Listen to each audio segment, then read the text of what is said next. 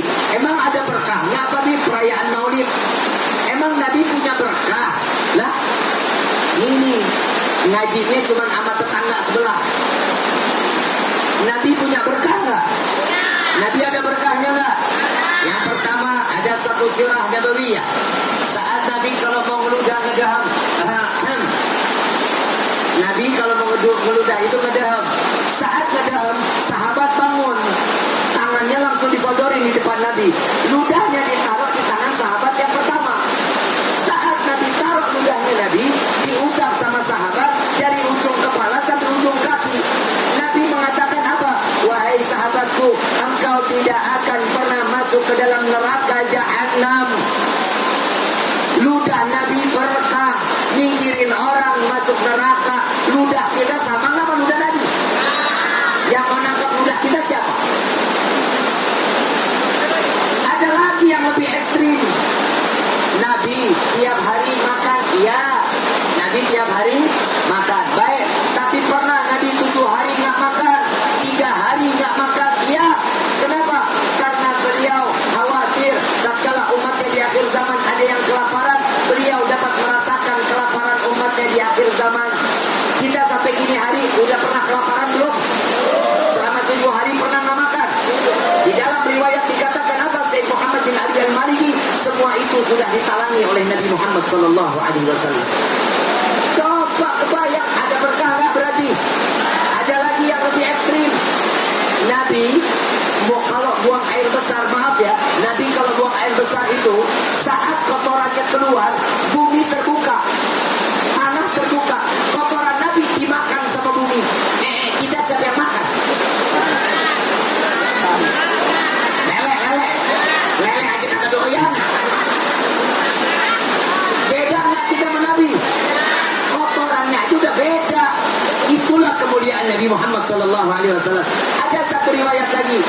Ada saat di mana Nabi sallallahu alaihi wasallam setiap pipis itu kalau malam ditaruh di bawah tempat tidur. Ditaruh di satu tempat, ditaruh di bawah tempat tidur. Besok pagi baru Nabi buang. Satu waktu Nabi belum buang dulu. Nabi setelah ngajar baru pulang, baru diambil mau dibuang. Karena yang tahu cara buang cuma Nabi. Karena kotoran Nabi tidak boleh terinjak manusia, tidak boleh terinjak hewan, binatang, nggak boleh. Nabi yang tahu cara buangnya. Tapi di hari itu Nabi ngajar, pulang ngajar dicari, ngelihat di bawah tempat tidur udah nggak ada. Wahai Aisyah, melihat gak bencana yang di bawah tempat tidur yang biasa aku taruh air seminggu? Apa jawaban Siti Aisyah? Tidak melihat ya Rasulullah. Lalu di mana? Coba ditanyakan ke Ummu Yusuf. Ummu Yusuf ditanya, wahai Ummu Yusuf, melihat gak bencana yang di bawah tempat tidur? Lihat ya Rasulullah. Di mana? Diambilin. Ini ya Rasulullah, dilihat kosong, gak ada isinya. Nabi tanya, ini isinya kemana? Kata Nabi tanya, isinya kemana? Apa jawaban dari Ummu Yusuf? Wahai Rasulullah, sesungguhnya isinya sudah aku buang. Dibuang kemana? Dibuang ke sini ya Rasulullah. Pipis Nabi diminum. Apa kata Nabi? Murtad, kafir, neraka? Enggak. Apa kata Nabi? Wahai Ummu Yusuf, engkau tidak akan terkena penyakit kecuali sakratul maut. Pipis Nabi obat, pipis elu. Bu, Ibu, cinta sama Bapak? Pernah minum pipis Bapak?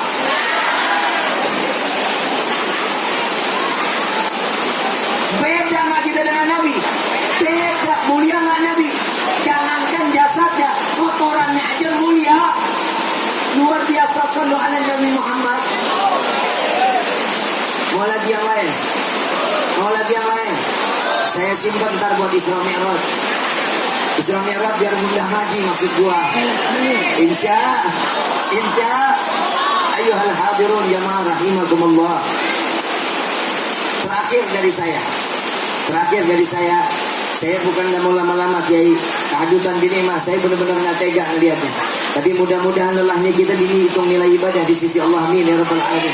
Yang terakhir dari saya, ayuhal hadirun, jangan pernah bosan bersolawat kepada Nabi Muhammad SAW. Cintai Nabi sebagaimana kita cintai diri kita sendiri. Kalau ada keluarga Nabi, selamatin keluarga Nabi. Saya ngomong begini apa? Karena hadis Nabi, aku titip kepada kalian wahai umatku dua wasiatnya Nabi. Aku titip Al-Quran dan keturunanku, kata Nabi Muhammad SAW. Keturunanku, ada sebagian yang mengatakan Al-Quran dan hadis, Al-Quran dan sunnahku itu dhaif, itu agak lemah, itu nggak kuat. Tapi yang kuat yang dikatakan jaga wasiatnya Nabi, aku titipkan Al-Quran dan keturunanku. Ibu bapak yang dirahmati oleh Allah, bukan saya ngerasa saya ini narsis. Oh Habib aja nih karena habaib, pengen dihormatin, pengen dimuliain. Enggak, demi Allah, enggak. Ibu bapak yang dirahmati oleh Allah, kalau ada yang menghina keluarga Nabi, tolong bilang, diam, jangan menghina keluarga Nabi. Kalau ada yang di atas, saya mau tanya, ada rantai. Rantai itu kan bersambung ya. Rantai yang satu di bawah sampai ke ujung atas. Kalau atasnya digoyang, bawah goyang nggak? Kalau bawahnya digoyang, atas goyang nggak? Goyang. Sama begitu juga mata rantai zuriyahnya Nabi kepada Nabi Muhammad SAW. Tatkala zuriyahnya Nabi diusik, maka Nabi akan murka, Nabi akan marah. Apalagi kalau kita yang mendengar Nabinya dihina, wajib kita bela. Sekarang saya mau tanya, jika ada satu habaib datang tukang mabok, tukang maksiat, kalau butuh apa-apa, iyahin, sayangin, jangan diusir, jangan dikatakan apapun, jangan. Kenapa? Karena dia hormati, karena dia ada darahnya Nabi SAW. Kenapa? Karena datangnya habaib ke rumah kita akan menjadi suatu keberkahan buat hidup kita. Amin ya rabbal. Ayuhal hadirun jamaah rahimakumullah. Selepas dari itu, saya ada satu kisah Syekh Abdullah bin Hasan Basaudan, Syekh Abdullah bin Ahmad Basaudan, yang sering kita baca ini Hadrah Basaudan. Penciptanya, pengarangnya Al-Habib Syekh Abdullah Basaudan. Saat itu beliau sudah mengeluarkan fatwa ngerokok itu haram. Ngerokok itu fatwa turun langsung dari mulut beliau, fatwanya rokok itu haram. Tatkala datang ada salah satu habaib berbangsa Al-Jufri, datang ke tempatnya, wahai Syekh, ditanyain mau makan apa, wahai Habib, nggak mau makan apa-apa, saya mau rokok, saya minta rokok, katanya. Syekh Abdullah bin Ahmad Basaudan mengatakan, wahai Habib, saya mengeluarkan fatwa rokok itu haram, nggak mau tahu, saya butuh rokok. Akhirnya Syekh Abdullah Basaudan ikut perintah dari Habib Al-Jufri ini, jalan ke warung. Begitu sampai warung, ngomongnya bisik-bisik, bos, rokok dong, satu bungkus. Yang punya warung bingung, ya Syekh, wa anta takhayyar, katanya, kamu ini kenapa? Udah nggak jadi nih fatwa, udah dibatalin nih fatwa. Bukan, saya beli rokok ini karena ada tamu minta rokok. Ini seorang zuriyahnya Nabi, makanya saya beli rokok untuk dia. Tapi tolong jangan cerita-cerita, katanya. Kata Syekh Abdullah, jangan cerita. Diberiin dari rokok, dibawa, dikasih ke satu habaib ini di Al-Jufri yang ada di rumahnya. Beliau Syekh Abdullah bin Ahmad Basaudan mengatakan apa? Habib pasti capek di perjalanan, izinkan saya untuk memijiti Habib. Jarak umurnya beda 40 tahun antara Syekh Abdullah dengan Habib ini. Habib ini masih muda, izin untuk dipijitin. Apa katanya Habib? Emangnya Habib songong? Ya Syekh, saya kesini nggak jalan kaki, saya datang ke sini naik keledai. Yang capek keledai saya. Kalau mau pijitin tuh keledai saya. Syekh Abdullah Basaudan ta'ziman wa takriman, memuliakan, mengagungkan zuriat Nabi, perintahnya diikutin, dipijitin tuh keledai kakinya. Sampai lelah Syekh Abdullah Basaudan, malamnya mimpi Nabi Muhammad sallallahu alaihi wasallam. Wahai Syekh Abdullah Basaudan, aku Muhammad Rasul sallallahu alaihi wasallam, aku mengucapkan terima kasih kepadamu atas apa yang telah engkau berikan kepada keturunanku. Engkau menghormati keturunanku. Jika dia tidak sempat berterima kasih, maka di hari ini aku yang berterima kasih kepadamu. Aku tunggu engkau di depan pintu surga, sehingga engkau akan masuk bersamaku di dalam surganya Allah. Gara-gara mijitin keledai, dengar apa yang diperintahkan oleh Habib itu tersebut, Coba dia ceritakanlah kepada Habib, besoknya dicerita, Habib, saya semalam mimpiin kakek antum begini diceritain. Apa jawaban Habib tersebut? Wahai Syekh, hari ini aku bertaubat kepada Allah. Aku tidak akan pernah melaksanakan sesuatu kemaksiatan apapun, melainkan saat ini aku akan berguru kepadamu. Syekh Abdullah Basaudan punya murid banyak, tapi fokus kepada Habib ini. Diajarin betul-betul sampai 2 tahun pelajarannya. Keluar dari didikan Syekh Abdullah Basaudan, Habib ini menjadi wali besar di Hadramut Yaman. Luar biasa. Itulah tanda-tanda cinta. Kalau orang cinta sama Nabi, cintain juga keturunannya. Kalau sudah dicintai, jaga, perhatiin. Jangan pernah diusir, jangan pernah dihina. Insya Allah mudah-mudahan kita dijadikan sebagai umat yang mencintai Allah dan Rasulnya, dan juga keturunan Nabi Muhammad Sallallahu Alaihi Wasallam. Saya mau ngajak baca salawat, boleh? Mudah-mudahan yang punya penyakitnya diangkat sama Allah. Yang hatinya dalam keadaan susah diberikan ketenangan dalam hatinya. Amin ya Rabbal. Tapi saya mau ngasih amalan dulu, pelunas hutang mau? Nggak kapok nih. Saya baca, habis itu kalian baca ya. Semuanya baca. Bismillahirrahmanirrahim. Ya Rabbi salli ala Muhammad.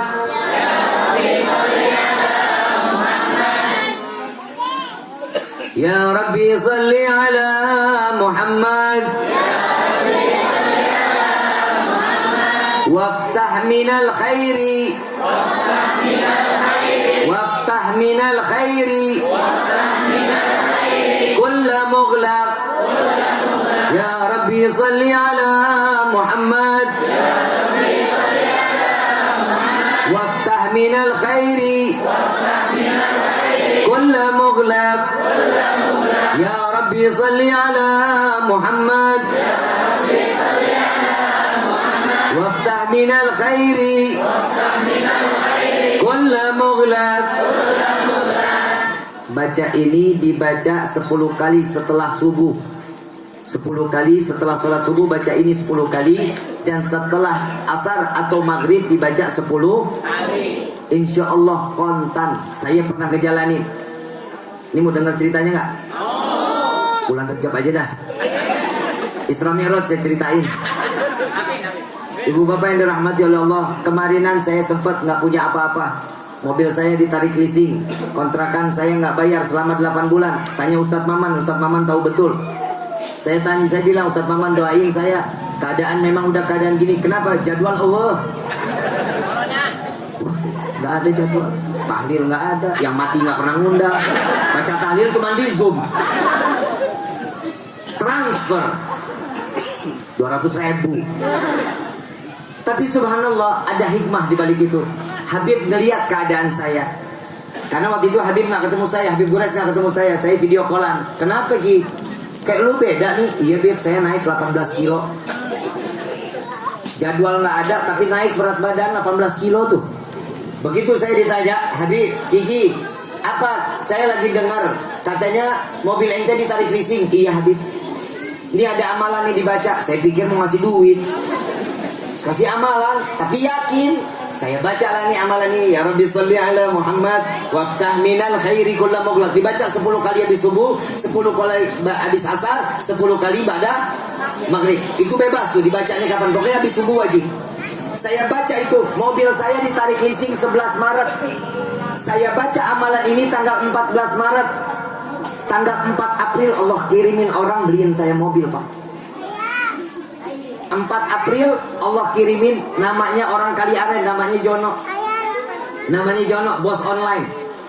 Dia datang ke saya, dia makan di rumah saya siang. Hari Sabtu dia nanya, Habib, mobil Habib kemana yang Alphard? Ditarik leasing. Udah lu jangan suka ngungkit-ngungkit, gue tabok lu. Sakitnya masih berasa. Terus dia bilang, emang mau ganti apa? Dia bilang udah gak punya duit, suruh ganti. Nggak ada, saya nggak punya duit. Saya bilang gitu, Habib mau ganti mobil apa? Kalau ada rezeki sih saya mau Fortuner, tapi nantilah. Fortuner 2015an nggak apa-apa, yang harga 200-250 juta nggak apa-apa. Saya cicil bayarnya. Oh gitu, ya udah Habib besok ada waktu nggak? Nggak ada. Ada nggak? Ada. Tadinya udah bilang nggak ada. Ada. Kenapa? Yuk kita jalan-jalan ke Cirebon yuk Bib, ke rumah saya. Saya ikut sama dia besokannya jam 7 pagi ditelepon sama dia. Besoknya nih hari Minggu, Habib maafin ya nggak jadi. Sakit hati gua. Kenapa? Karena jam 8 ini ada acara nikah karyawan saya. Oh ya udah, saya maklum. Saya nggak bisa tidur lagi. Saya tunggu jam 9 nelfon lagi. Habib di mana? Di rumah. Ayo Bib, sekarang ke kantor saya. Habis itu kita jalan ke Cirebon. Oh siap. Saya ambil mobil, minjem sama teman, jalan bertiga. Tanya driver saya tuh masih ada. Dia yang bawa mobilnya. Jalan saya ke Cirebon. Nggak taunya saya makan di rumahnya dia. Saya makan di rumah dia. Datanglah satu mobil Fortuner warna hitam. Tahun 2017. Dia bilang, Habib suka nggak tuh mobil kayak begitu? Wah suka banget John. Itu kalau tidur mimpi Nabi di dalamnya. 400 juta nih dari mana? Ya udah kalau Habib mau itu ambil aja. Hah? Ambil aja. Bercanda lagi nih anak. Coba Habib lihat dulu dalamnya. Saya lihat, saya nyenengin orang, saya lihat. Oh iya bagus John. Saya makan, lanjutin saya makan di dalam rumah. Begitu terakhir dia bawain saya BPKB, STNK, kunci mobil. Habib, ini mobil itu saya beli. Ini udah saya beli, Habib pakai. Jawabannya kan pakai. Saya ambil. John, makasih banyak. Ini bayarnya gimana? Ya udah, ini BPKB-nya pegang, kunci serepnya pegang satu lagi. Dia jawab apa? Nggak usah Habib, Habib pegang aja semua. Ini hadiah buat Habib. Wallahil azim, nih Allah habis turunin hujan rezeki, habis Allah turunin. Saya nggak ngomong bohong. Dapat 1 bulan mobil Yaris saya hitam mogok di tengah tol. Saya habis dapat mobil tuh Fortuner, mobil saya yang Yaris mogok di tol, yang di dalamnya istri saya pakai. Di tengah-tengah tol berhenti. Dia lagi teleponan samping dia, saya lagi teleponan ada dia juga, ada Jono juga nih. Kenapa Bib? Mobil mogok John. Kenapa memang? Nggak tahu John, kayaknya sih balik-baliknya udah nggak jalan. Oh ya udah Habib tenang aja. Gimana tenang, orang bini gue di tengah tol. Pulang gue jadi duda kan nggak lucu juga. Nauzubillah min dzalik ya. Allah. Udah selesai tuh. Udah Habib tenang. Gimana mau tenang sih, orang kagak bisa tenang, orang bini kita telantar di tol. Saya pesenin Grab. Naik Grab dulu pulang, biarin tuh mobil taruh dulu di tol. Dia masih asik aja, dia lagi buka-buka handphone, dia lagi lihat handphone. Saya ngintip, lagi lihat mobil. Oh dia mau beli mobil kali ya. Dia lagi lihat-lihat. 3 hari Bu, datang Yaris baru tahun 2021. Apa katanya? Itu hadiah buat istri Habib. Bertubi-tubi Allah berikan. Jika seseorang sudah yakin kepada Allah dengan apa yang dia bawakan, Allah nggak akan tutup keran rezeki kita. Jadi jangan pernah khawatir, nih hari syukur, banyak nikmat, syukur udah sama Allah. Bib, caranya buat dapet duit banyak, kerja. Bib, saya udah ngamalin, nggak juga, ya udah nggak bisa baca wirid, baca surat tanah, jual. Kaya lo spontan. Allahumma salli ala Muhammadin fil qulubi wa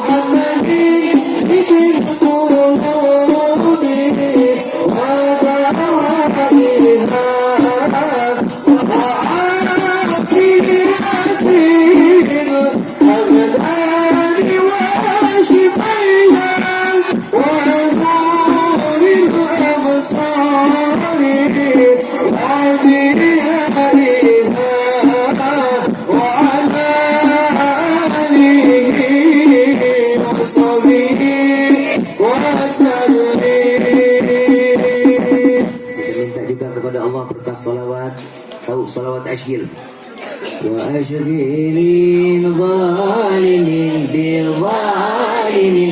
Hafal ya. Ini tolong dibaca di setiap waktu selesai azan.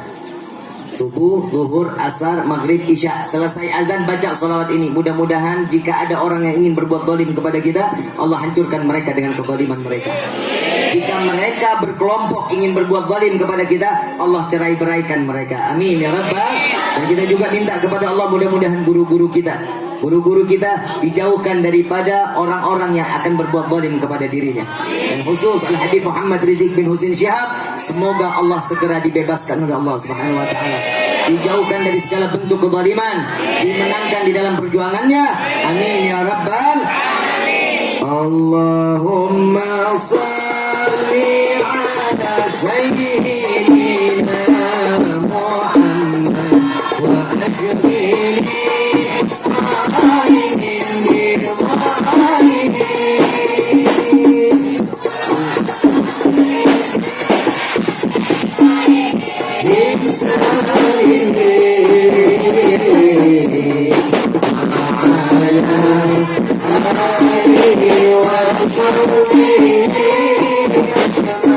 semua baca sama-sama. Allahumma salli ala sayyidina Muhammad wa ajmili zalimin zalimin. Allahumma salli ala sayyidina Muhammad wa ajmili